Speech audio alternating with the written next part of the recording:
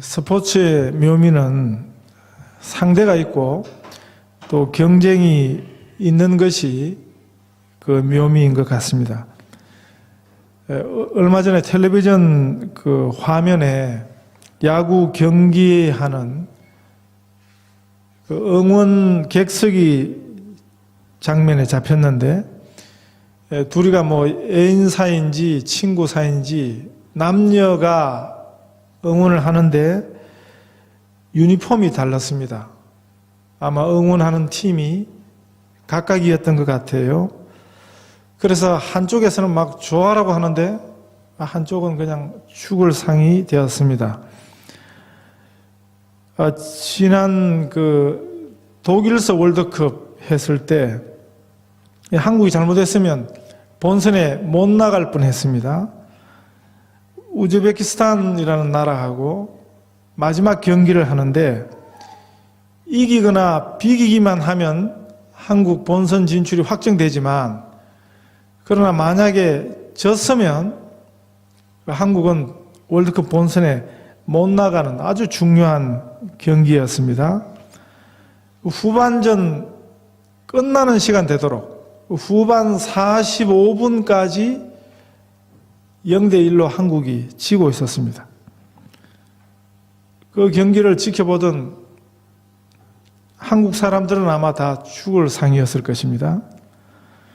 거의 다 졌는데 그 마지막 순간에 우리 선수가 아주 극적인 골을 성공시켜가지고 1대1이 되면서 이제 겨우 이 본선에 나갈 수 있게 되었습니다. 그 골 넣은 선수가 신앙이 아주 좋은 그리스도인입니다. 국가대표팀에 처음 출전을 했는데 그 결정적인 골을 성공시켜가지고, 우즈베키스탄도 사실은 이슬람 국가거든요.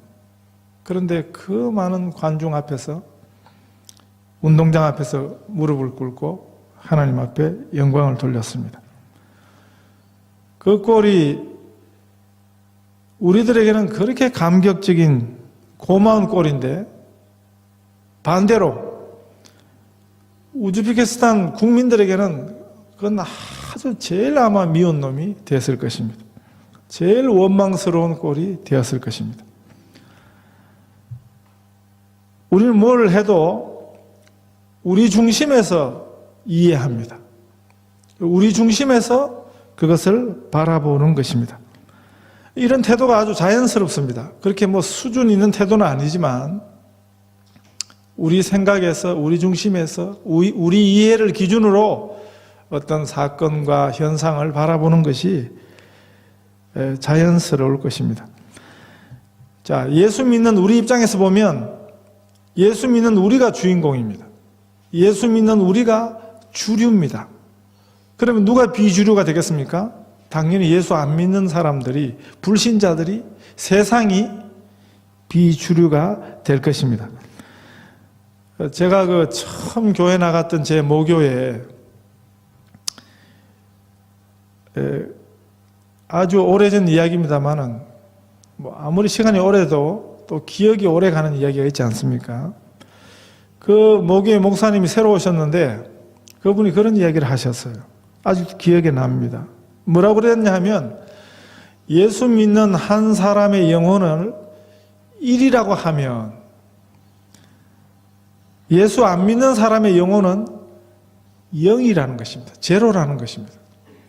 그 말이 뭐냐 하면, 예수 안 믿는 사람은 100만 명이라도 1000만 명이라도 그 영혼의 값이 0이니까 100만 명이 모여도 1000만 명이 모여도 그건 0이라는 것입니다. 거기 비해서 예수 믿는 사람은 1이니까 100사람이 모이면 100이 되는 것이고 100만 명이 모이면 100만이 되는 것이고,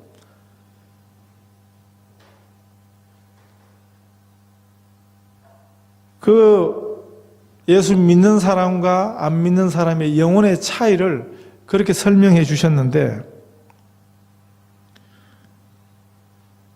주류, 비주류로 가지고 이야기를 하면 예수 믿는 한 사람이 예수 안 믿는 1000만 명보다 더 낫다, 예수 믿는 사람이 주류라 하는 그런 이야기였습니다. 어떻게 생각하십니까? 이런 생각이 옳은 생각일까요? 이렇게 이해하는 것이 성경적인 이해일까요? 그런 것 같아 보입니다. 저도 그 전에 그 목사님 그 말씀을 들으면서 그렇다고 생각을 했습니다. 아브라함의 자녀들에 관한 이야기에서도 아브라함이 100세에 기적적인 하나님의 선물로 얻은 아들 이삭이 성경 구속 역사의 흐름에서 주인공입니다. 이삭은 주류인데 반해서 오늘 본문이 들려주는 태어나기는 먼저 태어났습니다.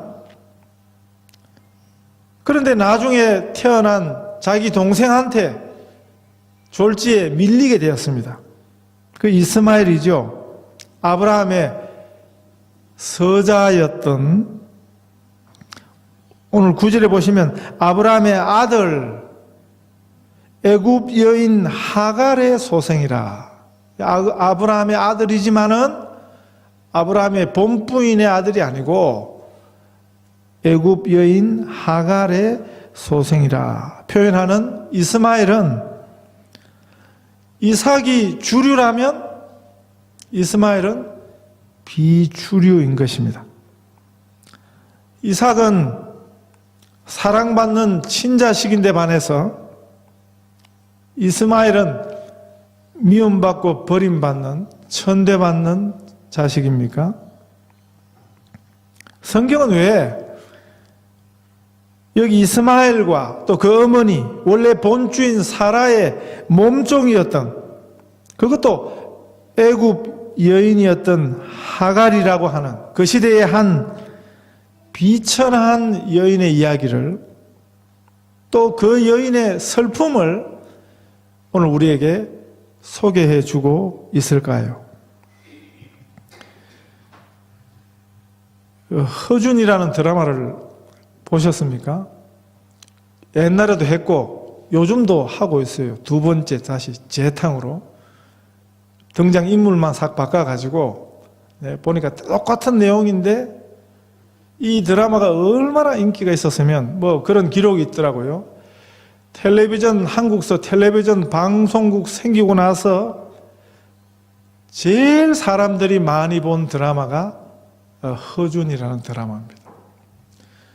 뭐 허준 드라마가 아시다시피 굉장히 길어요. 뭐 옛날 것도 아마 1시간짜리 50편인가 60편 그런 드라마고, 요즘에 새로 하는 거는 이제 매일 하는 것 같아요. 그래서 아마 30분짜리로 해가지고 지금 요번 주인가 아마 다음 주 끝나는 것 같은데 120 몇 편 지금 하고 있으니까 뭐 굉장히 긴 드라마죠. 저는 다는 안 보고, 제가 처음부터 끝까지 다 보는 드라마는 없습니다. 중간중간 이렇게 보는데 이 내용을 이미 뻔히 알고 있는 내용이지만 그래도 참 재미나요.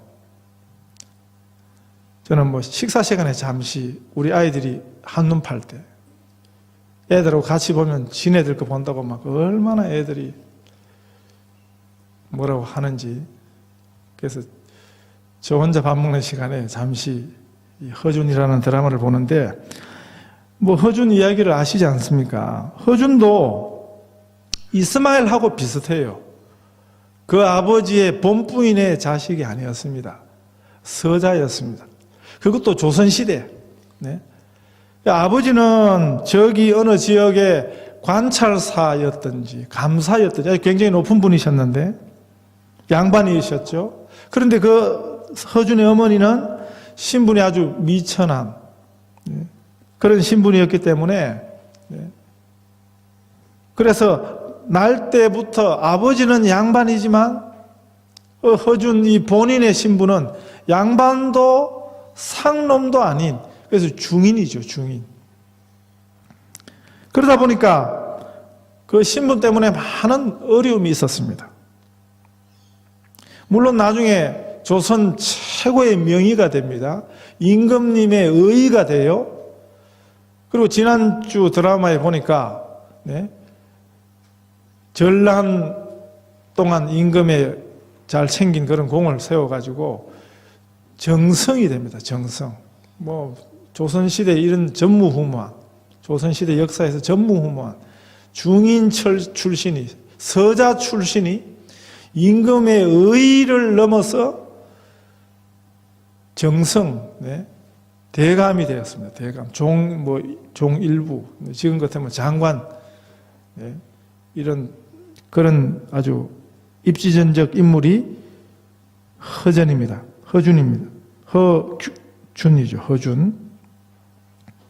그러니까 아마 그 서자의 자리에서 그런 자리에 올랐던 인물, 지금도 아마 우리 한의사들이 네, 이 허준의 동의보감을 그냥 고전 정도가 아니고 한의학의 아주 중심책으로 그렇게 이해하고 있는데, 그래서 아마 그렇게 감동을 주는지 모릅니다.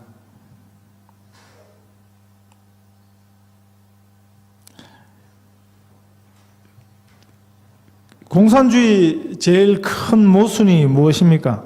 말은 공산주의죠. 공산주의. 모두가 다 공평한. 근데 사실 알고 보면 공산주의 안에도 엄청난 차별이 있습니다. 공산주의 사회에서 제일 중요한 게 뭔지 아십니까? 신분입니다. 신분. 출신 성분이 제일 중요한 사회가 공산주의입니다. 공산주의. 이런 사람을 차별하는 이런 이해들은 그건 잘못된 것입니다. 제대로 된 세상에서는 이런 차별이 최소화되는 곳입니다. 그런 차별이 부끄러운 것으로 여겨지는 세상이, 그 세상이 좋은 세상입니다. 성숙한 세상이 되는 것입니다. 그런데 중요한 것은요, 성경에서도 이런 차별의 경향이 있다는 것입니다. 우리 하나님께서 제가 오늘 그래서 설교 제목을 차별하시는 하나님 그랬는데요. 그렇습니까? 여러분 성경을 읽어보시니까, 여러분 성경을 배워보니까 하나님은 어떤 분입니까?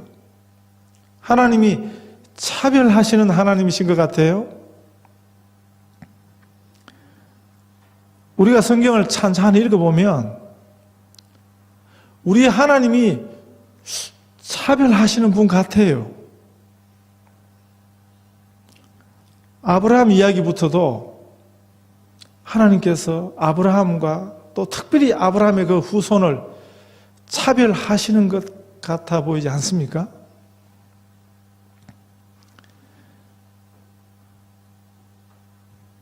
성경이 소개하는 아브라함의 이야기들 가운데 아브라함이 주류입니다. 나머지는 다 비주류로 나타나고 있습니다. 아브라함의 자녀들, 그 후손들이 히브리인이요 유대인들입니다. 그 시대에 이 히브리인이 아닌, 유대인이 아닌, 아브라함의 자손이 아닌 다른 백성들, 여기 아비멜렉이라는 사람과 그 자손들도 소개하고 있습니다. 또는 애굽 사람들이나 나중에 아브라함 자손들이 출애굽해서 가나안에 들어갔을 때 성경에 보면 이미 그 가나안의 본토인들이 살고 있습니다. 그 가나안의 7족속입니다. 아브라함 가족사 내부를 들여다봐도 주류에 속하는 이삭과 이삭의 후예들이 있는가 하면 이스마엘, 또 이스마엘의 그 후예들을 비주류로 소개하고 있습니다. 성경은 틀림없이 주류에 속한 사람들의 이야기를 중심으로 전개되고 있습니다. 그런데 참 중요한 사실은 그게 바로 오늘 본문과 같은 내용입니다. 비록 그 내용은 많지 않지만 이 이스마엘과 같은 사람의 이야기를 주류가 아닌 비주류에 속한 사람들의 이야기를 성경은 항상 빠뜨리지 않고 우리에게 전해주고 있다는 사실입니다. 성경의 흐름은 아브라함이 중심입니다. 아브라함의 그 후손들이 중심입니다. 그렇다고 그 시대 가운데 그 나머지 사람들은 다 그냥 하나님께서 그냥 완전히 다 무시하느냐? 그러시지는 않는다는 것입니다. 그래서 성경은 우리가 그냥 읽을 때는 하나님이 차별하시는 하나님인 것처럼 보이지만 사실은 그렇지 않다는 것입니다. 그래서 우리가 성경을 겉으로 읽기보다는 성경을 내용을 따라서 속으로 읽을 수 있어야 합니다. 그 증거가 바로 오늘 본문입니다. 여기 애굽 여인 하갈과 그 아들의 이야기를 우리에게 들려주십니다. 하나님께서는 그 시대에 다른 사람들이 거들떠보지도 않던 그 비천한 신분, 그 여인과 또 그 아들을 돌아보셨습니다. 심지어는 다른 사람들이 거들떠보지 않았던 게 아니에요. 그 아버지마저도 떡 하나 주고 물 한 부대 주어서 그 본부인은 아니지만 자기 아내를, 자기 아들을 내어 쫓는, 아버지로부터도 버림을 받고 아버지도 거들떠보지 않는데, 그런데 다른 사람들이 그 여인에게, 그 아들에게 어떻게 관심을 갖겠습니까? 그러나 놀라운 사실은 세상은 이런 이들을 못 본 척해도 우리 하나님께서는 그들을 돌아보셨다 하는 이야기가 오늘 본문이 전하는 메시지입니다.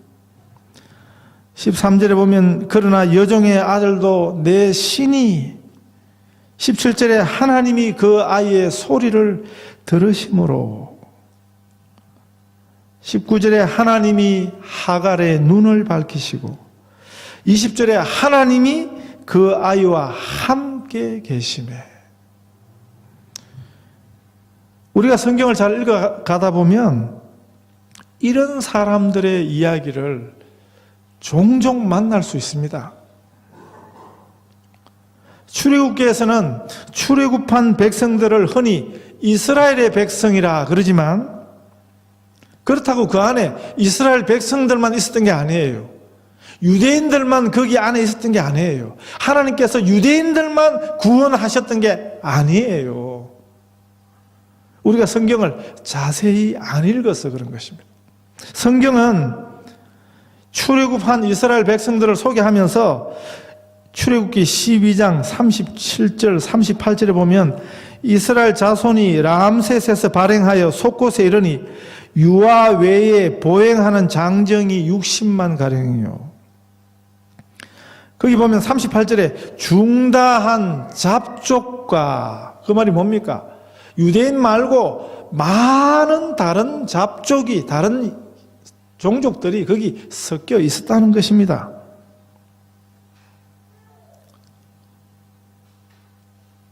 출애굽한 그 공동체는 하나님의 구원받은 공동체거든요.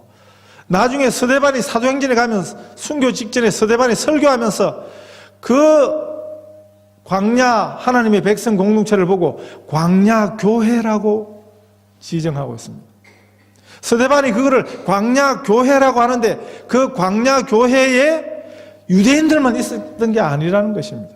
허다한 잡족들이 함께 포함이 되어 있었다는 사실을 성경은 우리에게 보여주고 있습니다. 여호수아서에 나오는 가나안 정복 기사에 보면요, 거기 보면 여리고 성의 멸망 이야기가 나옵니다만, 그런데 여리고 성에서 기생 라합과 그 가족들을 하나님이 구원하시는 이야기가 기록이 되어 있습니다. 여호수아서는 잘못하면 가나안 정복사라고 보여집니다. 그런데 사실은 거기 보면 2장에는 라합의 가족이 구원받는 이야기. 그 다음에 6장 가면 기본 족속이라고 하는, 네, 그 가나안 족속 가운데서도 기본 족속은 하나님께서 그들을 멸망시키지 않고 구원하시는 이야기가 기록이 되어 있습니다. 룻기서 전체는 유대인이 아닌 이방 여인 룻에 대한 이야기입니다. 이방 여인이었지만, 과부였지만 하나님께서 그 룻을 통해서 룻이 다윗의 할머니가 되게 하십니다. 이런 증거들을 얼마든지 찾을 수 있습니다. 그건 뭡니까? 결코 하나님께서 아브라함과 그 후손 이외에는 하나님이 차별하셨다 하는 게 아니라는 것입니다. 중요한 것은 왜 하나님께서 아브라함과 또 그 자손들을 그 시대의 구속 역사에서 주류로 대하셨냐 하는 것입니다. 왜 하나님께서 차별하시는 하나님으로 보여지셨냐 하는 것입니다. 예수님에게도 꼭 같습니다. 예수님께서도 마태복음 10장 같은 데 보면 예수께서 이 12를 내어 보내며 명하여 가라사대 이방인의 길로도 가지 말고 사마리아인의 고을에도 들어가지 말고 그렇게 말씀하셨습니다. 마태복음 15장에서도 가나안인 한 여인이요, 팔레스타인 여인이라는 뜻입니다. 유대인이 아닌 여인이 귀신 들린 자기 딸을 고쳐달라고 예수님께 오니까 예수님 뭐라고 그러셨습니까? 예수께서 대답하여 가라사대 나는 이스라엘 집에 잃어버린 양에게로 보냄을 받았지 다른 데로는 보냄을 받지 아니했다 이렇게 말씀하셨어요. 그런데 예수님 그렇게 말씀을 하셔놓고는 예수님 실제로도 그러셨습니까? 아니에요. 예수님께서 말씀은 마치 예수님은 유대인들만 위해서 오신 것처럼 그렇게 말씀하셔놓고 우리가 성경에서 만나는 예수님 모습은 뭡니까? 사마리아 여인을 찾아가셔서 구원하셨고 사마리아 땅에 전도하러 들어가셨고 이방 여인이 와서 그렇게 예수님 앞에 고쳐달라고 하니까 예수님이 말로는 안 된다 그러시면서 실제로는 고쳐주세요. 그건 뭡니까? 그렇게 하시는, 마치 하나님께서, 예수님께서 마치 차별하시는 듯이 보여지는 그 이유가 있다는 것을 성경은 우리에게 알려주시는 것입니다. 하나님께서 왜 차별하시는 하나님이십니다. 하나님께서 차별하시는 데는 이유가 있다는 것입니다. 똑같은 이유로 하나님께서 우리를 사랑하셨습니다. 특별히 우리를 사랑하셨습니다. 우리가 뭐 이뻐서가 아니에요. 우리가 뭐가 잘나서가 아니에요. 하나님께서 우리에게 은혜를 주셨습니다. 하나님께서 우리를 축복하셨습니다. 영생을 주셨습니다. 믿음을 주셨습니다. 하나님께서 우리를 용서하셨습니다. 이런 거 볼 때 하나님께서 공평하신 분입니까? 우리가 받은 하나님의 사랑을 생각할 때, 우리가 받은 하나님의 은혜를 생각할 때 하나님 불공평하세요. 우리가 뭔데 우리는 이렇게 은혜를 입습니까? 이렇게 믿음을 선물로 받았습니까? 우리가 받은 것을 생각하면 하나님 불공평하세요. 그러지 않습니까? 우리가 하나님의 은혜를 받을 만한 아무런 이유가 없는데 하나님 우리를 사랑하시니 하나님은 차별하시는 분이 맞습니다. 하나님은 불공평하신 분이 맞습니다. 그런데 여기는 이유가 있다는 것입니다. 이런 차별의 목적이 있다는 것입니다. 하나님께서 아브라함을 또 그 아브라함의 후손들을 그리고 먼저 믿게 한 우리들을 왜 이렇게 차별하셨냐 하는 거죠. 그것은 아브라함과 그 후손들을 먼저 믿은 우리들을 이 세상을 구원하는 하나님의 도구로 쓰시기 때문입니다. 우리가 먼저 받은 축복은 우리가 먼저 받고 끝나는 게 아닙니다. 우리가 하나님으로부터 차별하여 받은 이 사랑은 우리가 그냥 받고 끝나는 게 아니기 때문인 것입니다. 아브라함을 하나님께서 축복의 도구로 부르셨습니다. 그 말은 축복의 근원이 되게 하시겠다. 복의 근원이 되게 하시겠다. 그게 애초에 하나님께서 아브라함을 축복하신 내용입니다. 그건 다른 말로 아브라함을 축복의 통로로 삼으신다는 것입니다. 아브라함을 통해서 그 자손들을 통해서 오늘 먼저 믿은 우리들을 통해서 하나님의 주시는 이 생명이, 이 축복이 흘러나가도록 하시겠다 하는 것입니다. 예수님께서 예수님 시대에 왜 그렇게 먼저 유대인들에게 먼저 복음을 전하셨냐는 것입니다. 왜 유대인들을 먼저 대상으로 하나님의 나라의 구원을 가르치셨냐는 것입니다. 마치 잘못 들으면 다른 유대인들처럼 예수님도 이방인들을 차별하시는 것 같은 그런 말씀을 왜 하셨냐는 것입니다. 왜 유대인들에게 먼저 예수님께서 그 사역을 집중하셨냐? 그 이유는요, 그래야 먼저 복음을 들은 유대인들이, 먼저 믿은 우리들이 이방인들에게 가서, 다른 사람들에게 가서 복음을 전할 수 있도록 하신 그 이유가 있는 것입니다. 그래서 처음부터 하나님께서는 아브라함을 먼저 부르신 것입니다. 그 자손을, 유대인을 먼저 택하신 것입니다. 성경은 이것에 대해서 잘 가르쳐 주십니다. 이 세상에 대해서 유대인들이 제사장 노릇하라고 그렇게 불러주신 것입니다. 그래서 하나님께서 차별하시지만 이 차별은 목적이 있는 차별입니다. 이 차별은 거룩한 차별인 것입니다.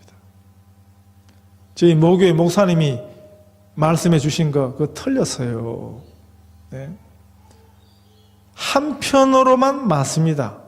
예수 믿는 영혼은 1이고 예수 안 믿는 영혼은 1000만 명이 있어도 그건 다 0이라고. 하나님께서 이 세상보다 교회를 먼저 사랑하십니다. 먼저 믿은 우리들을 사랑하십니다. 그런데 그게 목적이 있다고요. 먼저 믿은 우리들이, 교회가 세상을 사랑하라고. 하나님께서는 절대 이 세상의 서자들을, 이스마엘과 같은 사람들을 그냥 내어버리신 게 아니라는 것입니다. 하나님께서는 절대 이 세상을 내어버리신 게 아니라는 것입니다. 오늘 교회가 먼저 믿은 우리들이 이런 착각을 하는 것입니다. 유대인들이 그렇게 착각했던 것처럼 선민의식에 빠져가지고 유대인 아닌 이방인들을 차별하고 정죄하고 무시하고 멸시했던 것처럼 오늘 교회가 이런 일을 착각하면, 하나님께서 우리만 사랑하신 걸로 이렇게 착각하면 우리가 세상에 대해서 아주 못된 그런 태도와 심정을 갖게 되는 것입니다. 하나님의 용서를 가지고 말하면 하나님께서 우리를 먼저 용서하셨어요. 왜요? 우리가 용서하는 자로 살라고 하나님께서 우리를 먼저 용서하여 주신 것입니다. 그래서 하나님께서 우리에게 은혜를 주셨습니다. 하나님께서 그래서 우리에게 생명의 복음을 들려주신 것입니다. 은사를 받은 분들은 그래서 은사도 주신 것입니다. 그래서 지혜도 주시고, 그래서 명예도 주시고, 그래서 물질도 주시고, 그래서 하나님께서 우리에게 건강도 주시고, 우리 귀한 자녀도 그래서 하나님께서 우리에게 주신 것입니다. 차별하시는 하나님의 이 크신 은혜와 사랑을 먼저 받은 우리들이, 그래서 우리는 이제 용서하는 자로, 사랑하는 자로, 섬기는 자로 베푸는 자로 살도록, 우리가 먼저 받은 복을 나누며 살도록 그렇게 우리를 불러주신 것입니다. 우리에게 먼저 향하신 이 차별하시는 하나님, 이 하나님의 은혜와 사랑의 이유를 잘 아시기 바랍니다. 그래서 이 사랑을 나누는 자로 사시는, 그래서 참으로 멋있게 사시는 우리 성도들 다 되시기를 축복합니다.